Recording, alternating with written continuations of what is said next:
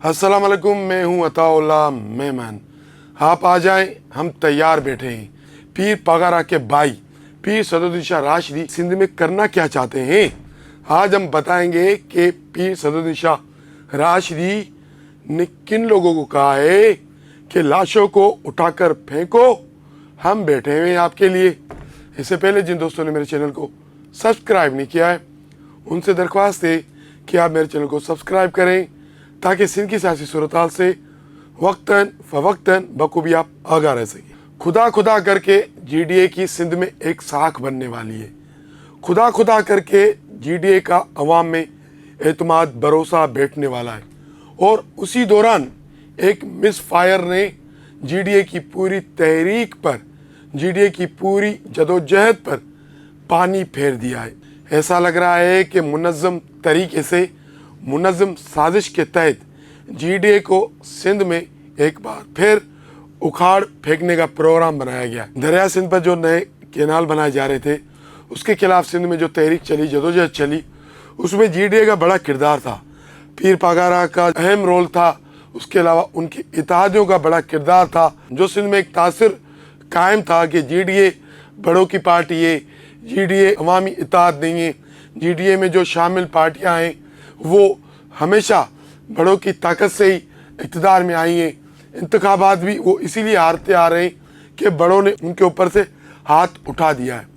ये तासर इस तहरीक में ख़त्म हो गया था, ये तासर इस तहरीक में धुल चुका था। अचानक से पीर पगारा के भाई पीर सदरुद्दीन शाह राशिदी ने ऐसी एक तकरीर कर दी जिससे जो धूल, जो एक छाप जीडीए से मिटने वाली थी, वो दोबारा लग गई और जीडीए को एक बार फिर दफनाने का पूरा प्रोग्राम, पूरा बंदोबस्त कर लिया गया है।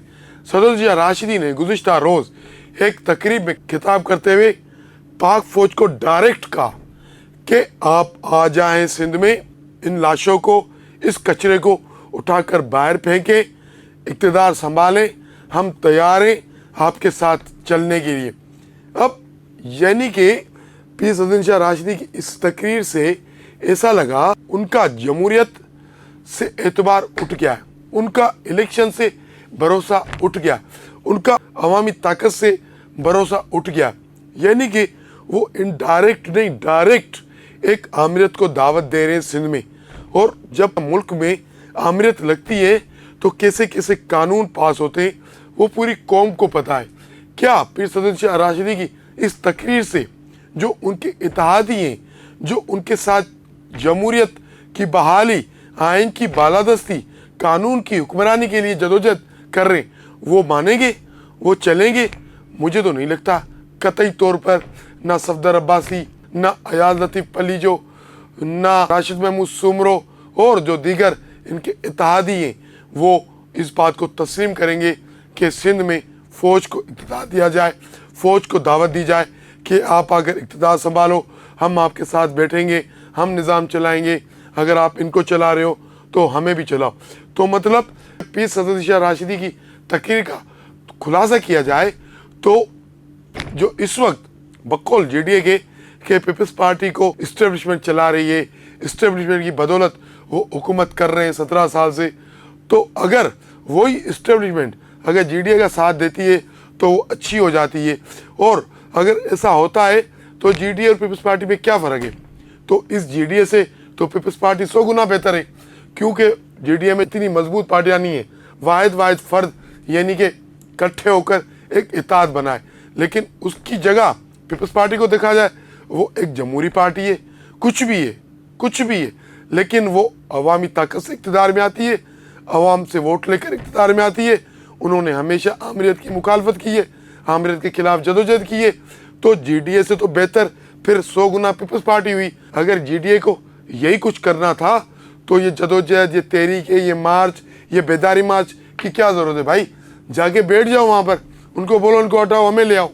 तो ऐसा लग रहा है कि जीडीए की जो साख सिंध में बहाल हो रही थी, जो जीडीए का एक मयार, एक अवामी मकबूलियत में जो इजाफा हो रहा था, उस पर सदरुद्दीन शाह राशिदी ने गुज़िश्ता रोज़ पानी फेर दिया, ये कहकर कि आप आ जाएं, हम तैयार हैं, इन लाशों को, इस कचरे को उठाकर बाहर फेंके और हमको बिठा दें। सदोदिशा राशि साहब आपको बताएं, जब इस्टेब्लिशमेंट के सहारे आप इक़्तिदार में आएंगे तो 1 महीने के बाद, 6 माह के बाद और 1 साल के बाद आप भी जिंदा लाश बन जाएंगे, आप भी कचरा बन जाएंगे। फिर जो लोग पीपल्स पार्टी को उठाकर बाहर फेंकेंगे, उन लोगों को आपको उठाकर बाहर फेंकने में टाइम नहीं लगेगा। इनसाइड स्टोरी से आज के इतना ही। कल मिलें किसी अहम मौजू पर, किसी अहम इशू पर। आपसे हमारी दरख्वास्त है कि आप हमारे चैनल को लाइक करें, शेयर करें, सब्सक्राइब करें। बहुत शुक्रिया।